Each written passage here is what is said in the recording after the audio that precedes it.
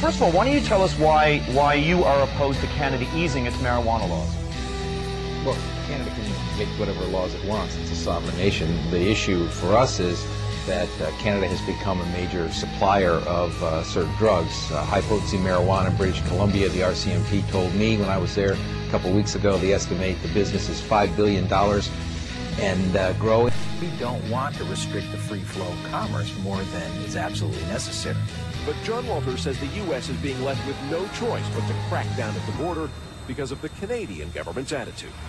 When you relax the penalties, when you act as if you're more tolerant in acceptance of drug use, you get more drug use. It's just you can't sell the opposite to that anymore. And if you try to pretend that you're going to do that, I think you have to be seriously engaged in self-delusion. It creates some law enforcement problems, and I think it creates some trade problems and some perception problems, especially in the U.S. with regard to whether or not Canada is engaged in reducing drug use rather than contributing to drugs. Pseudoephedrine, the precursor for methamphetamine, imports into Canada that has been documented to increase many times over. Legal exports that are supposed to be registered have not been registered. We know that's being diverted. Canada has some initial regulations which government officials there told me will not be adequate. In addition to the BC bud, the ring produced large quantities of methamphetamines, which were then smuggled down to California and exchanged for $500,000 in cash and the balance in cocaine. As a result, members of our drug unit and the intelligence unit put together a project plan to follow the product and follow the money. The trail led far beyond what Ottawa police had imagined, and soon they were enlisting the help of forces across Canada and the United States. Together, they uncovered an 18-state drug network that funneled marijuana and ecstasy from Canada to the United States and laundered the profits at a rate of $5 million a month. It was called Project Epitan and produced one of the largest seizures of BC bud, coke, and methamphetamine smuggled back and forth across the Canadian border. After a year-long investigation, RCMP and the U.S. Drug Enforcement Team corralled 3 ringleaders and a handful of associates in this international organized crime drug ring. A trafficker is his imagination. They don't have boundaries, they don't have rules. They don't have ethics, they don't have morals. So the only thing that limits them is their imagination. From cars to humans carrying it, to vessels, to the bottom of boats, airplanes. There's no limit on their imagination and how they bring it in. It also is intended to follow the example we want to follow more broadly with the supply side of drug prevention. That is, create a recession and a depression in the businesses that support the dealing of death and disease from illegal drugs. It's an environmental problem. If you allow environmental pollutants and destruction to exist in one place, they seep into the contiguous areas. That's our business. Poison is coming from Canada, and it's not trivial.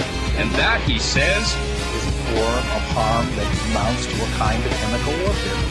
All I know is from what I read. I don't know really anymore. So let's listen to Larry.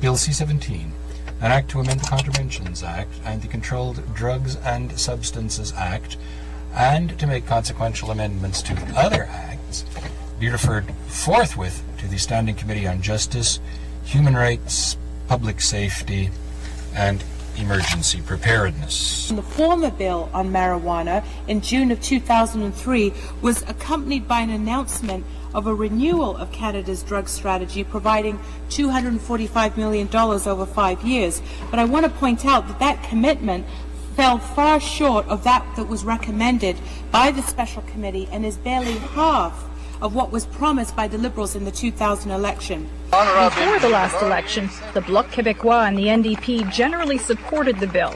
They still do now, but with more seats and more clout in a minority government, they're talking about changes.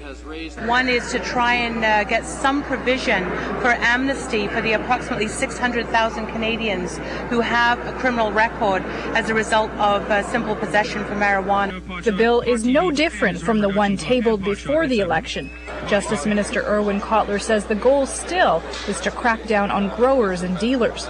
We want to decriminalize marijuana use for those who have small amounts for personal use, in order that young people in particular not have a criminal record. The government is also proposing legislation that would authorize police to test drivers for marijuana use.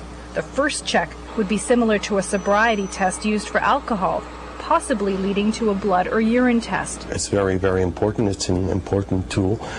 Drug-impaired driving is a serious problem. Sources say possession of small amounts will be treated like parking violations, with tickets and fines between $100 and $500. At the same time, there will be stiffer sentences for growers and dealers and new efforts to discourage its use. The penalty for having 15 grams or less of marijuana will be a $150 fine for adults and a $100 fine for youth. But carrying between 15 and 30 grams could get you 6 months in prison and or a fine of $1,000 depending on police discretion. Possession of 1 gram or less of resin, punishable by a fine of up to $300 for adults and up to $200 for youth. Possession of 15 grams or less of marijuana, punishable by a fine of up to $150 for adults and up to $100 for a youth. And I can tell you on the street that police will not be issuing a summons for 15 grams. In fact, on the street, I don't know how the police can even assess whether you're holding a baggie of 15 grams, 18 grams, 5 grams, or 30 grams. And possession of more than 15 grams up to and including 30 grams, punishable by a fine of up to $300 for adults and up to $200 for youth when prosecuted by way of a ticket, or punishable by up to 6 months and or a fine of up to $1,000 if prosecuted by way of summary conviction. I wish I could flash what 30 grams is like of marijuana, Mr. Speaker, but I can't. So, a street value of 30 grams is about $300. Is about $300. 4 to 25 plants would be.